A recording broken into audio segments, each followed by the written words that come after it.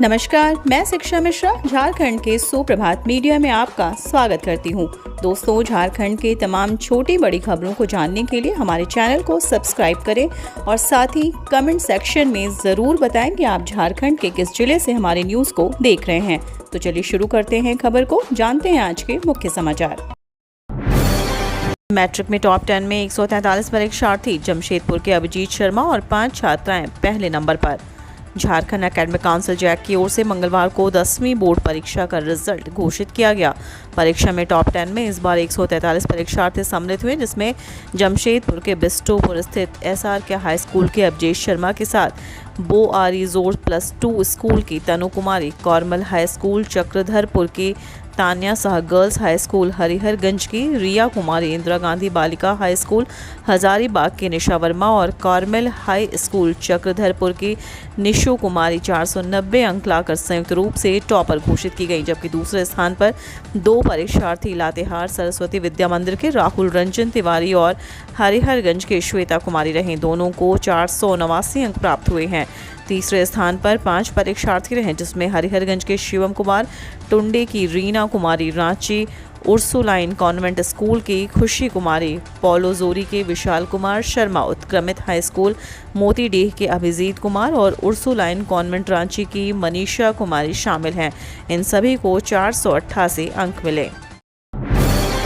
बिरसा किसानों को KCC का लाभ दिलाने 23 जून से प्रखंड में लगेगा कैंप।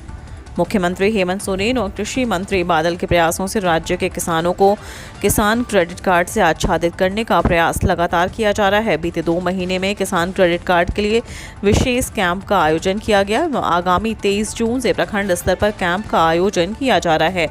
यह जानकारी कृषि विभाग के सचिव श्री अबू बकर सिद्दीकी ने नेपाल हाउस स्थित द्वितीय तल के सभागार में प्रेस को संबोधित करते हुए कही।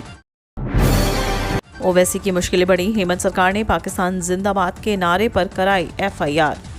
रांची पुलिस और प्रशासन की जांच रिपोर्ट में इस बात का खुलासा हुआ है कि एयरपोर्ट पर पाकिस्तान जिंदाबाद की नारेबाजी हुई थी। जांच करने वाली टीम ने उपायुक्त को रिपोर्ट सौंप दी। इंटरनेट मीडिया में वायरल वीडियो की जांच में स्पष्ट हो गया है कि बिरसा मुंडा एयरपोर्ट से जब हैदराबाद के सांसद असदुद्दीन ओवैसी बाहर निकले तो स्वागत में खड़े समर्थकों में से किसी ने पाकिस्तान जिंदाबाद के नारे लगाए। हालांकि वीडियो में नारे लगाने वाले व्यक्ति का चेहरा नहीं दिख रहा है। जांच के उपरांत जिला प्रशासन की टीम ने एयरपोर्ट थाना में अज्ञात के खिलाफ प्राथमिकी दर्ज कराई है। प्राथमिकी दर्ज कराने के बाद अब पुलिस अज्ञात आरोपित की पहचान में जुटी है। वहीं जांच रिपोर्ट बता दें कि चान्हो में एक प्रत्याशी के समर्थन में जनसभा करने पहुंचे असदुद्दीन ओवैसी के स्वागत में समर्थकों ने पाकिस्तान जिंदाबाद के नारे लगाए थे। झारखंड के किसानों को नहीं मिल रहा लाभ, टेंडर के फेर में उलझी कृषि यंत्र वितरण योजना। किसानों को आधुनिक कृषि से जोड़ने और उत्पादकता बढ़ाने के दोहरे उद्देश्य से झारखंड सरकार द्वारा शुरू की गई कृषि यंत्र वितरण योजना टेंडर के फेर में उलझकर रह गई है। अब तक किसान योजना के लाभ से वंचित हैं। कृषि विभाग की भूमि संरक्षण निदेशालय द्वारा सोमवार को इस संदर्भ में वित्तीय बोली को लेकर बुलाई गई बैठक में खासा विरोध हुआ और इसे 1 सप्ताह टाल दिया गया। अब पूरे मामले की समीक्षा के बाद इस पर कोई सहमति बनाने की कोशिश होगी। झारखंड में मेला और जुलूस पर लगी रोक हटी, कोरोना को लेकर जारी की गई नई गाइडलाइन।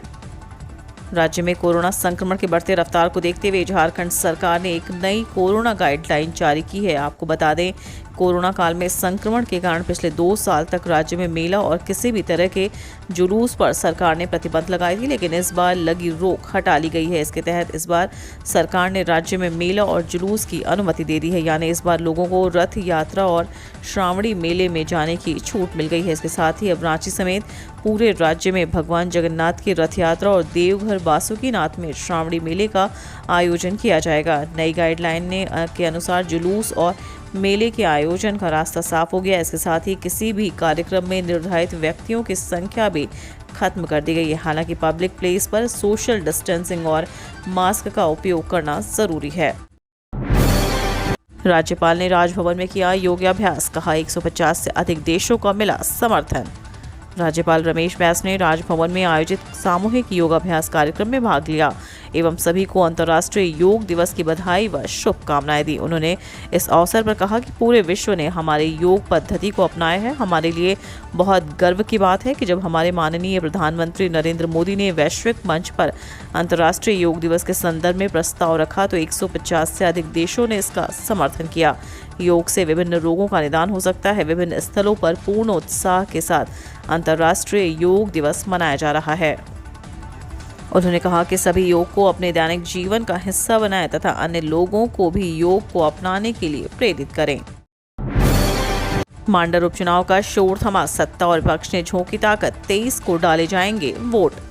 आगामी 23 जून को होने वाले मांडर उपचुनाव का प्रचार थम गया। अंतिम दिन सत्ता एवं विपक्ष के लोगों ने अपनी अपनी ताकत झोंक दी। अंतिम दिन भाजपा, कांग्रेस और यूपीए के कई दलों के नेताओं ने मांडर चुनावी प्रचार किया और एक दूसरे पर जमकर प्रहार किया। भाजपा ने जहां इसे पूरे चुनावी अभियान को वंशवाद, परिवारवाद और राज्य की हेमंत सरकार को कटघरे में खड़ा किया, वहीं सत्ता के पक्ष के दलों ने राज्य के विनाश के लिए भाजपा को और बंधु तिर्की को फंसाए जाने के मसले को उठाया। हेमंत सोरेन ने अपने चुनावी सभागत दिवस भाजपा पर जोरदार प्रहार किया। एक और जहां 28 महीने के कार्यकाल की उपलब्धियों को जनता के समक्ष रखा और रांची से दिल्ली तक भाजपा और केंद्र सरकार का घेराव किया। देवघर रोपवे हादसे में सरकार की ओर से गठित जांच समिति ने अब तक नहीं किया स्थल निरीक्षण। देवघर जिले के त्रिकूट रोपवे हादसे की रिपोर्ट उच्च स्तरीय जांच समिति ने नहीं सौंपी। वित्त सचिव अजय कुमार सिंह के नेतृत्व में राज्य सरकार ने 10 अप्रैल 2022 को हुए हादसे की जांच कमेटी बनाई थी।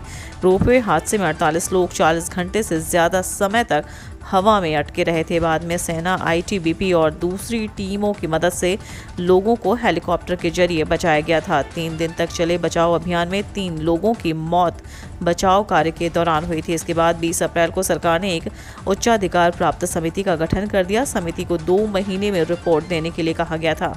जानकारी के अनुसार अब तक जांच समिति ने स्थल का मुआयना नहीं किया है। HEC ने रचा इतिहास, रोलर रेल सेगमेंट के पूरे मशीनिंग ऑपरेशन को 106 घंटे में किया पूरा। HEC लिमिटेड रांची का हैवी मशीन बिल्डिंग प्लांट अपने पुराने लेकिन बहुमुखी और मजबूत मशीनिंग केंद्रों के लिए जाना जाता है।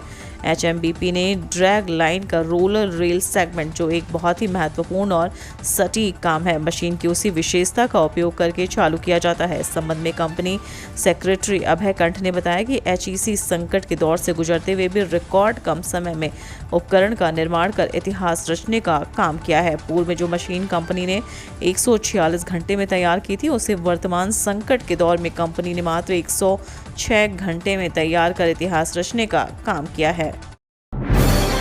संकट में फंसे हेमंत सोरेन ने पीएम मोदी पर कह दी ये बड़ी बात, ये मुझे तंग कर रहे हैं, मेरे पीछे पड़े। झारखंड के मुख्यमंत्री हेमंत सोरेन ने प्रधानमंत्री नरेंद्र मोदी के बारे में कहा कि उनसे 1,36,000 करोड़ बकाया मांगा तो ये हमारे पीछे पड़ गए। जो इनके खिलाफ बोलता है उन्हें यह तंग करते हैं। सीएम ने मोदी सरकार पर गंभीर आरोप लगाते हुए कहा कि केंद्र की मोदी सरकार से कोई अधिकार मांगता है तो यह तथाकथित संवैधानिक संस्थाओं का दुरुपयोग करते हैं, मगर हम भी झारखंड की संघर्षशील मिट्टी की पैदाइश हैं। अब यह राजनीतिक द्वंद्व में हमसे पार नहीं पा रहे हैं तो एजेंसियों का दुरुपयोग कर रहे हैं।